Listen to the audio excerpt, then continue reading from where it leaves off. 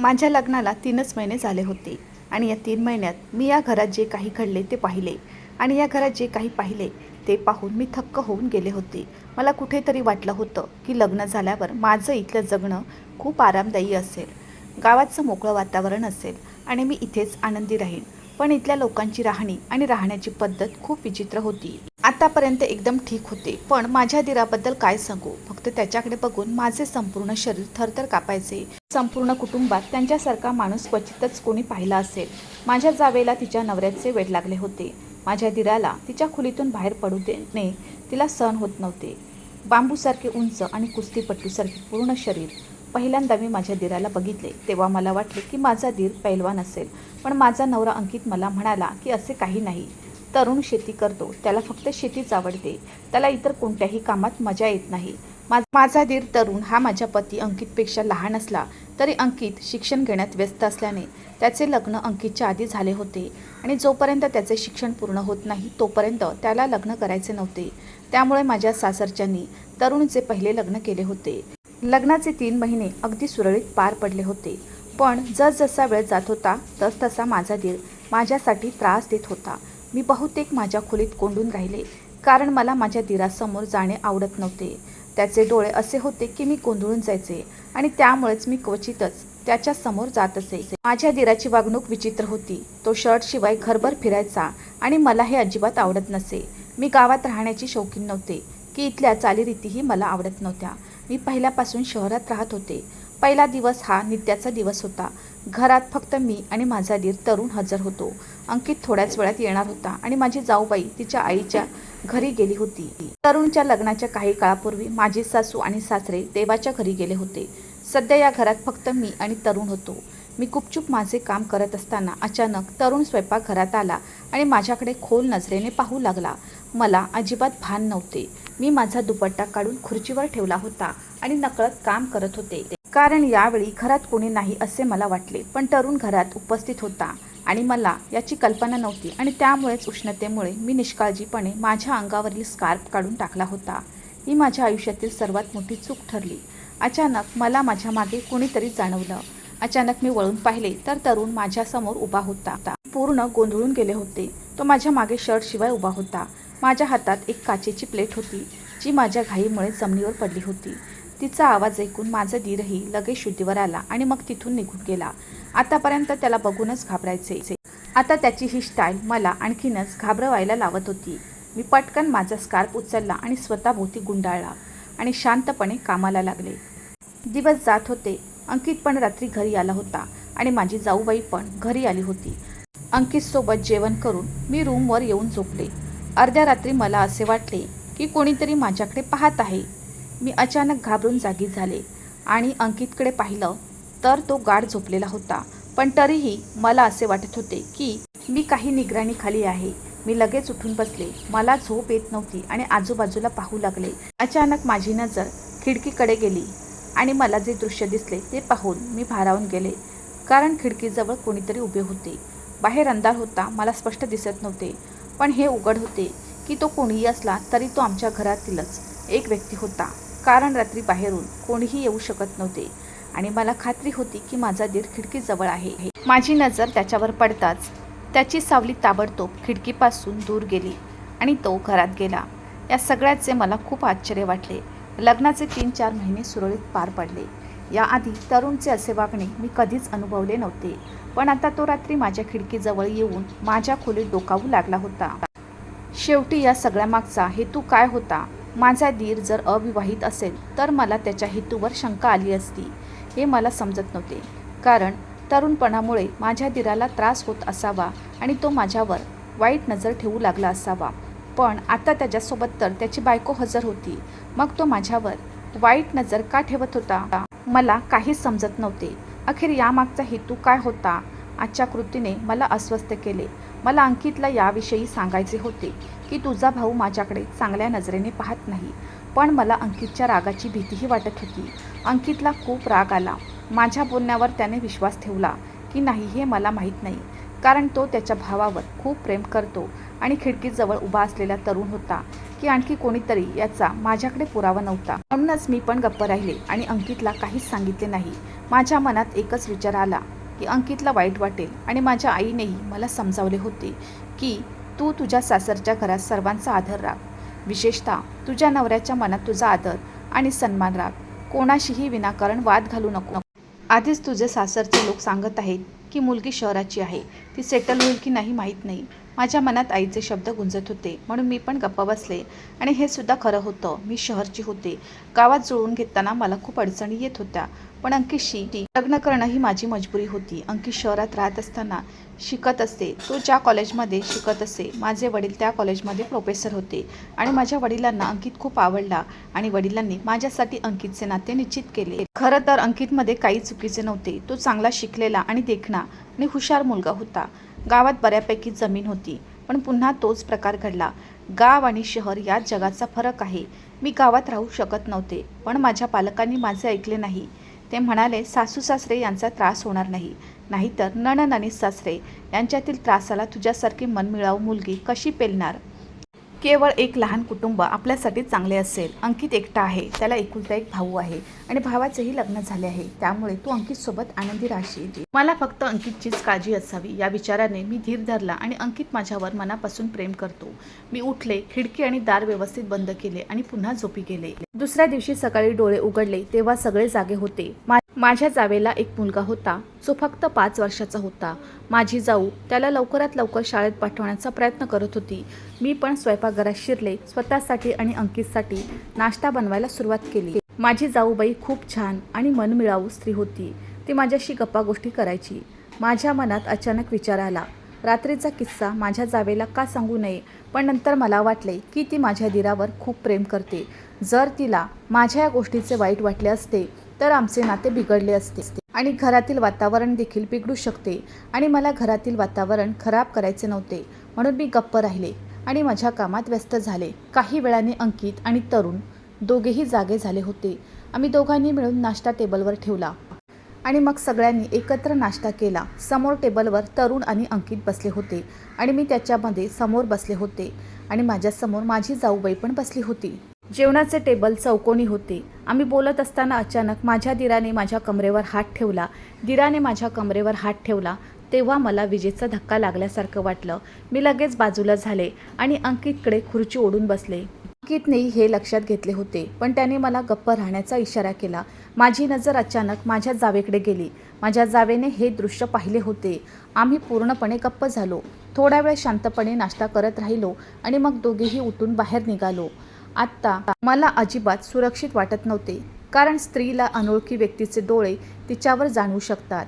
या डोळ्यांचा अर्थ काय? माझा दीर माझ्यावर वाईट नजर ठेवत होता हेही मला कळून चुकले होते. वेळ निघून जात होता आणि माझ्या दीराचे गैरवर्तन वाढत होते. या सगळ्याचा मला त्रास होत होता. म्हणूनच मी माझ्या पतीशी आणि माझ्या जावेशी याबद्दल बोलू शकले नाही. मी या दोघांना काही बोलले तर ते समजतील मी खोटे आरोप करत आहे आणि तरीही हे गावातील लोक होते. त्याने माझ्या बोलण्याचा चुकीचा अर्थ लावला असता आणि मला घरातील वातावरण खराब करायचे नव्हते. म्हणूनच मी गप्प राहिले. अंकित गावापासून हाकेच्या अंतरावर असलेल्या शहरात होता आणि तिथल्या ऑफिसमध्ये कामाला होता. एका रात्री अचानक मला अंकितचा फोन आला. तो म्हणाला की नीलम, कारखान्यात खूप काम आहे, त्यामुळे आज मी घरी येऊ शकणार नाही. हे ऐकून मी क्षणभर घाबरले. मी म्हणाले, अंकित प्लीज घरी परत ये, कशीही रजा घे आणि घरी परत ये. तुझ्याशिवाय मला अजिबात बरं वाटणार नाही आणि मला कळत नाही का आतून काहीतरी बरोबर नाही असं वाटत होतं. माझ्या जाऊबाई घरात असतानाही मला अजिबात सुरक्षित वाटत नव्हते. हे ऐकून अंकित मला समजावू लागला की तू एवढी का घाबरतेस, सर्वजण घरी उपस्थित आहेत, त्यामुळे मला घाबरण्याची गरज नाही. अन्न वगैरे खाल्ल्यानंतर आरामात झोपणे मला अवघड आहे. अंकितने मला स्पष्ट शब्दात सांगितले होते. आज तो कोणत्याही परिस्थितीत घरी येऊ शकत नाही. हे ऐकून मी पूर्णपणे शांत झाले. रात्रीच्या जेवणावर या विषयावर चर्चा झाली तेव्हा मी माझ्या दिराला सांगितले की अंकित आज घरी येऊ शकणार नाही. हे ऐकून माझ्या दिराच्या चेहऱ्यावर एक चमक आली आणि ही चमक माझ्या डोळ्यापासून लपून राहू शकली नाही. पण मी काहीच बोलले नाही आणि गुपचूप जेवून माझ्या खोलीत गेले. लग्नानंतरची ही पहिली रात्र होती जी माझ्या पतीशिवाय घालवत होते आणि आज मला अजिबात सुरक्षित वाटत नव्हते. बरं, मी खिडकीचे दरवाजे नीट बंद केले होते. पूर्वीच्या गोष्टी वेगळ्या होत्या, पण माझ्या दिराची वाईट नजर माझ्यावर असल्याने मला असुरक्षित वाटू लागले. हा सगळा विचार करत असताना रात्रीचे किती वाजले ते मला माहीत नाही, पण रात्री माझ्या अंथरुणावर कोणीतरी आडवे झाले आहे. मला वाटलं कदाचित अंकित परत आला असेल. मी पटकन त्याला माझ्या मिठीत घेतलं आणि अंकितच्या छातीवर डोकं ठेवलं. पण आज अंकितच्या छातीवर डोकं ठेवताना मला विचित्र वाटलं. मला कळले की ही छाती अंकितची नाही. मला काहीतरी अप्रिय वाटले. मी एका झटक्याने डोळे उघडले आणि समोर पडलेला माणूस पाहून मला धक्काच बसला आणि मी लगेच त्याच्यापासून दूर गेले. कारण तो माणूस माझा नवरा नसून माझा दीर तरुण होता. त्याच्या चेहऱ्यावर विचित्र भाव होते. हे पाहून मी पूर्णपणे घाबरले. त्याच्या हातात एक सुंदर नायटी होती. हे सर्व पाहून मी आणखीनच घाबरले.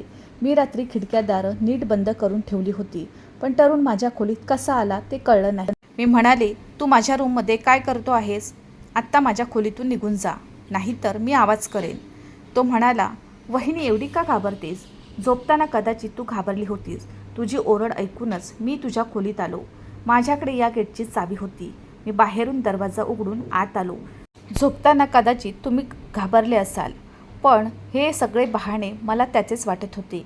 पण एक गोष्ट मात्र खरी होती की त्याच्याकडे या गेटची एक डुप्लिकेट चावी नक्कीच होती, ज्याने तो दरवाजा उघडून माझ्या खोलीत येऊ शकतो. मी रागाने म्हणाले, आता माझी रूम सोड. मी जर घाबरले असते तर तू माझी किंकाळी ऐकली असती आणि तू अनिताला माझ्या रूमवर पाठवले असतेस. तुला माझ्या रूमवर येण्याची काय गरज होती? पण आता तरुण माझ्याजवळ येऊ लागला. तो आता म्हणाला, वहिनी तू मला इतकी का घाबरतेस? मी तुझा दीर आहे आणि दीरसुद्धा नवऱ्यासारखा असतो. दीर वहिनीच्या कथा ऐकल्या नाहीत का? माझ्यापासून दूर का जात आहेस? माझ्या जवळ ये. त्याचे हे शब्द मला आणखीनच घाबरवत होते. त्याची शैली फार विचित्र होती. मी भीतीने थरथर कापू लागले. मला आवाज करायचा होता, पण जणू काही माझ्या घशात आवाजच नव्हता. माझा आवाज थांबला होता आणि मी माझ्या दिराकडे टक लावून रागाने बघत होते. तरुण म्हणाला, वहिनी आज तू खूप सुंदर दिसत आहेस. अंकित भैया आज घरी नाहीये. ही रात्र आपण संस्मरणीय का बनवत नाही? मी अनिताला झोपेच्या गोळ्या दिल्या आहेत. ती आधी झोपली आहे. आपण दोघेही आपल्या रात्री आरामात रंगवू शकतो. किंचाळणे आणि आवाज केल्यावर अनिता माझ्या मदतीला येईल असा मला अनिताचा आधार होता. तिची झोप ऐकून मी अधिकच घाबरले. माझ्या धीराने तिला झोपवले होते आणि हे ऐकून माझे मनच बसले होते. तरुण म्हणू लागला की मी तुझ्यासाठी ही नायटी शहरातून आणली आहे. परिधान कर आणि तुला कसे वाटते ते मला दाखव. वहिनी एवढी का लाजत आहेस? शहरातील मुली खूप बोल्ड असतात आणि ते असे कपडे घालतात. तुझे सुंदर शरीर पाहण्यासाठी मी आतुर आहे. मी ही लाल रंगाची नायटी घेऊन आलो आहे, कारण तुझ्या गोऱ्या शुभ्र अंगावरचा हा लाल रंग. त्याचे ऐकून माझे हातपाय थरथर कापू लागले. त्याचे घाणेरडे डोळे माझ्या अंगावर ओलांडत होते. मी स्वतःमध्ये हिंमत गोळा केली आणि जेव्हा तो माझा हात धरून हळूहळू माझा हात चोळत होता, मी लगेच त्याच्या हातातून माझा हात सोडवला आणि दूर ढकलून मी बेडवरून खाली उतरले. माझे संपूर्ण अंग घामाने भिजत होते. समजत नव्हते काय करा. माझी किंकाळीही व्यर्थ होती, कारण माझी किंकाळी ऐकायला या घरात कोणीच नव्हते. कारण अनितासुद्धा झोपेच्या गोळ्याच्या प्रभावाखाली झोपली होती. तिला अजिबात भान नव्हते आणि हा विचार करून माझ्या अंगावर काटा उभा राहिला. मी तिथून पळायला लागले तेव्हा अचानक माझ्या दिराने मला पकडून बेडवर फेकले आणि अचानक माझा कुर्ता फाडला. आम्ही दोघांनीही माझ्या आईवडिलांच्या मर्जीने लग्न केले. मी लग्नात अजिबात खुश नव्हते, कारण मला गावात लग्न करायचे नव्हते. मी माझ्या आईवडिलांना खूप समजावले की मी शहरात आले आहे आणि मी शहरातील मुलाशी लग्न करणार आहे. पण माझ्या आईवडिलांनी माझे ऐकले नाही आणि नकार देऊनही मी मोठ्या थाटामाटात अंकितशी लग्न केले. आधी मी अंकितशी लग्न करणार नाही असा खूप आवाजही काढला, पण या नात्यात आईवडिलांचा आनंद पाहून मी चांगल्या मुलीसारखी शांतपणे नतमस्तक झाले. लग्न झाल्यावर मी पहिल्यांदा माझी जाऊबाई आणि त्याला पाहिलं. खूप चांगली स्त्री होती. तिचं वागणं खूप मिलनसार होतं आणि दुसऱ्या दिवशी तिथलं वातावरण खूप मोकळं होतं. हे मी पाहिलं, पण तिथल्या वाटा मला आवडत नव्हती, कारण अगदी लहान सहान गोष्टही गावात निर्माण झाली होती. स्त्रिया अतिशय कडक होत्या. माझी जाऊबाई तिच्या नवऱ्याला खूप घाबरत होती, पण मी पण पाहिलं होतं की माझी जाऊबाई तिच्या नवऱ्यासोबत खूप प्रेम करायची आणि मला या सगळ्या गोष्टी आवडायच्या. पण कधी कधी मला त्रास व्हायचा की लग्नाला 2 दिवस झाले होते, माझ्या दिराला अजून पाहिले नाही आणि मला अचानक त्याचा सामना करावा लागला आणि त्याला पाहताच माझ्या आत भीतीची लाट उसळली. तो माणूस दिसायला अतिशय मजबूत शरीराचा धनी होता. अंकितपेक्षा लहान असला तरी अंकितपेक्षा मोठा वाटत होता आणि मी देवाचे आभार मानले की अंकित एवढ्या भारी व्यवहाराचा मालक नव्हता. मी आणखी एक गोष्ट लक्षात घेतली होती. मला बघून माझ्या दिराला क्षणभर धक्काच बसला. दिवस जात होते आणि मी माझ्या दिरापासून दूर तो बिना शर्टचा दिवसभर व्हरांड्यात फिरायचा आणि मला या सगळ्या गोष्टी अजिबात आवडत नव्हत्या. मी माझ्या घरी माझे वडील आणि भावाला कधीही उघडे फिरताना पाहिले नव्हते. त्यामुळे माझ्या दिराला असे फिरताना पाहून मला वाईट वाटले. मी स्वतःला खूप लपवून ठेवायचे, पण माझे दुर्दैव हे की माझ्या दिराने माझ्या शरीराचा सुंदर पोत पाहिला होता. मी खूप सुंदर होते यात शंका नाही. देवाने माझ्या शरीराचे अवयव खूप कोरलेले होते आणि ज्या दिवशी मी स्वयंपाकघरात दुपट्ट्याशिवाय काम करत होते आणि ज्या दिवशी मी कपडे घातले होते त्या दिवशी माझ्या अंगावरही ते फिट होते. माझ्या शरीराचा एक एक भाग परावर्तित झाला होता, पण मी माझ्या दिरासमोर दुपट्टा गुंडाळत असे. पण त्या दिवशी दुपट्ट्याशिवाय स्वयंपाकघरात उभी राहिली.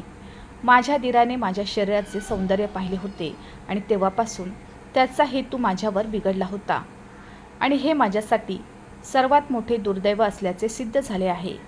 माझ्या दिराचा माझ्यासोबतचा मार्ग बदलत होता. तो बहाण्याने मला स्पर्श करू लागला. त्याचे घाणेरडे डोळे माझ्या अंगभर होते. पूर्वी मी स्वतःला दुपट्ट्यापासून लपवून ठेवायचे. आता मी सूट घालणे बंद केले आणि साडी नेसायला सुरुवात केली. मी स्वतःला मोठ्या साडीने गुंडाळायचे आणि माझ्या दिराला माझा कोणताही भाग दाखवायचा नाही, पण तरीही तो माझ्याकडे टक लावून पाहत राहायचा. एके दिवशी अंकित कामावरून परतला नाही, तेव्हा त्याच्या अनुपस्थितीचा फायदा घेत तो माझ्या खोलीत आला आणि मला घाणेरड्या गोष्टी बोलू लागला. मला पळून जायचे होते, पण त्याआधीच तरुणे मला पकडून बेडवर फेकले आणि शर्ट काढायला सुरुवात केली. हे सर्व माझ्यासाठी प्राणघातक होते. ती व्यक्ती माझ्या अंगाला हात लावते, पण मी त्याच्या पकडीतून सुटू शकत नव्हते. तो इतका मजबूत हट्टाकट्टा माणूस होता. मी त्याच्यापासून मुक्त होऊ शकले नाही. हे पाहून त्याने माझ्यावर वर्चस्व गाजवले आणि माझी इज्जत पायदळील तुडवायला सुरुवात केली. मी रडत होते, त्रास देत होते. त्याला विनवणी केली की मी तुझ्या भावाची बायको आहे, तुला माझी दया येत नाही का? पण ती व्यक्ती नीच होती. त्याला अजिबात दया आली नाही. मी ओरडून माझ्या जाऊबाईला आवाज दिला, पण माझा आवाज तिच्यापर्यंत पोहोचला नाही. झोपेच्या गोळ्याच्या प्रभावाखाली ती झोपली होती. माझे संपूर्ण शरीर त्याच्या जड शरीराखाली दबले गेले. त्याने मला रात्रभर उद्ध्वस्त केले. मी त्याच्यासमोर खूप हात जोडले. मी त्याच्या तावडीतून बाहेर पडण्याचा खूप प्रयत्न केला, पण त्या व्यक्तीने माझ्यावर नियंत्रण ठेवले होते. पहाटे 4 वाजता तो माणूस माझ्यापासून दूर गेला होता आणि खोलीतून निघून गेला. सकाळी जेव्हा मी डोळे उघडले तेव्हा मला माझ्या शरीरात वेदना होत होत्या. तापाने मला घेरले होते. अचानक माझी नजर माझ्या बेडवर पडली. मग माझी किंकाळी बाहेर येत राहिली. माझी बेडशीट रक्ताने भरलेली होती. त्या व्यक्तीने माझे आयुष्य उद्ध्वस्त केले. माझी अवस्था खूप वाईट होती. मला ओरडूही येत नव्हते. वेदनेने माझे संपूर्ण शरीर तुटत होते. पण मी अशी जगणारी मुलगी नव्हते. मी एका शहरात शिकलेली मुलगी होते. मी फक्त या सगळ्याचा विचार करत होते की अंकित घरी येताच मी त्याला त्याच्या भावाचा हातकंडा नक्कीच सांगेन की त्याने माझ्यासोबत संपूर्ण रात्र केली आहे. मी तरुणला नक्की शिक्षा करेन. मी हा सर्व विचार करत होते तेव्हा अंकित दरवाजा उघडून आत आला, पण माझी अवस्था बघून तो दारातच थांबला. विश्वास बसत नसल्यासारखे त्याच्या चेहऱ्यावर भाव होते. तो माझ्याकडे पाहत होता तर कधी माझे डोळे फाडत होता. तुला काय झाले विचारू लागला. कपड्यांशिवाय का बसली आहेस आणि खोलीची स्थिती काय आहे? कदाचित त्यालाही काहीतरी गडबड झाल्याची जाणीव झाली असावी. मी त्याच्याकडे रडत रडत बघितले आणि रागाने म्हणाले, तुझ्या भावाने हे सर्व केले आहे.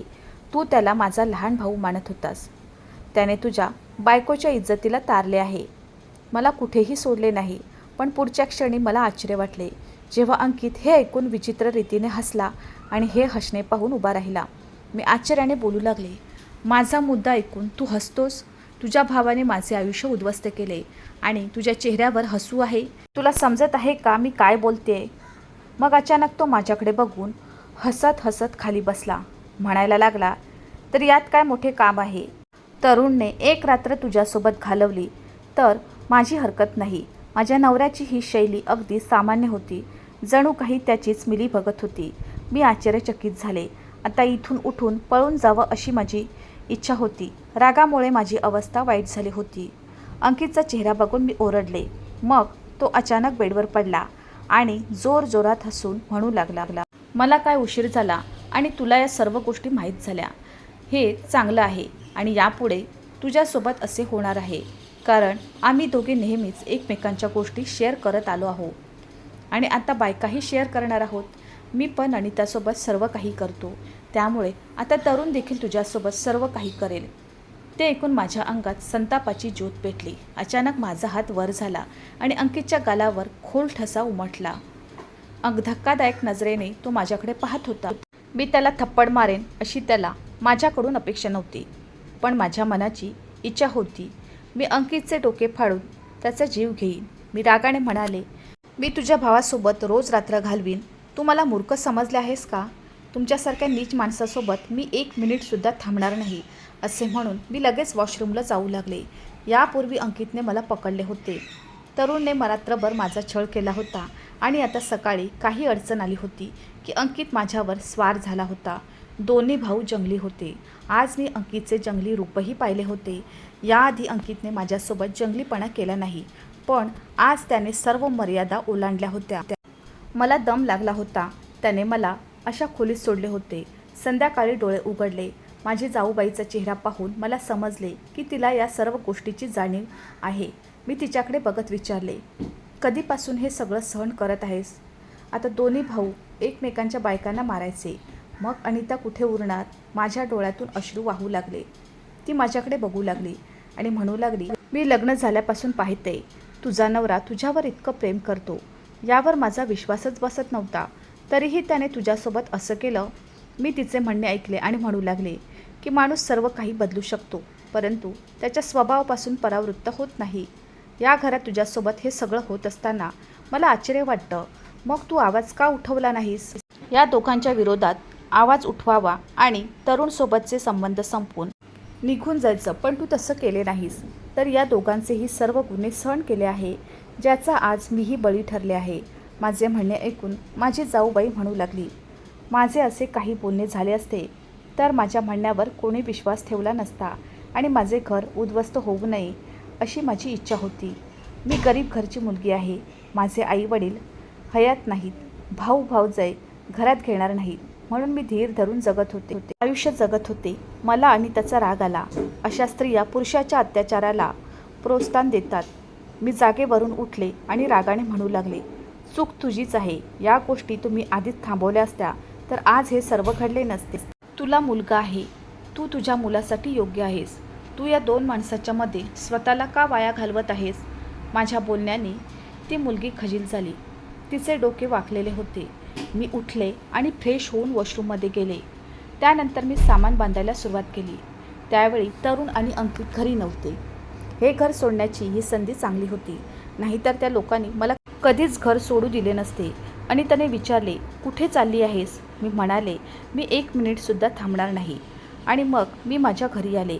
त्यानंतर माझ्या पालकांनी माझ्या अनेक प्रश्नांची उत्तरे दिली, पण मी त्यांना सांगितले की तुम्ही माझ्यासाठी जो मुलगा निवडला होता तो 1 नंबरचा आणि त्याने माझे आयुष्य उद्ध्वस्त केले. काही दिवसांनी अंकितपासून माझा घटस्फोट झाला आणि मी त्याच्यापासून वेगळे राहू लागले. मी त्याच्याबरोबर आयुष्य जगू शकले नाही आणि कालांतराने कळले की माझी जाऊही तिच्या मुलासह त्या दोन्ही जंगली प्राण्यांपासून विभक्त झाली होती. तिने पतीलाही घटस्फोट दिला. मला त्या गावात जास्त लोक दिसले. ते खूप चांगले आणि सेटल होते, पण हे दोन्ही भाऊ जंगली टाईप माणूस होते. काही काळानंतर माझ्या आईवडिलांनी माझे दुसरे लग्न केले. यावेळी माझे पती शहरातील सुशिक्षित होते आणि माझ्यासोबत मोठ्या प्रेमाने आणि आदराने वागतो. आता मला माझ्या आयुष्याबद्दल काहीच तक्रार नव्हती. मित्रांनो, मला आशा आहे की तुम्हाला आमची कथा आवडली असेल. कथा आवडली असेल तर व्हिडिओला लाईक करा. चॅनलवर नवीन असाल तर चॅनलला सबस्क्राईब करा आणि हो, नोटिफिकेशन बटन दाबा, जेणेकरून तुम्हाला पुढील अपडेट्स सर्वात आधी मिळतील. तुमचा मौल्यवान वेळ कथा ऐकण्यासाठी दिल्याबद्दल धन्यवाद. पुन्हा भेटू अशाच एका नवीन कथेसोबत.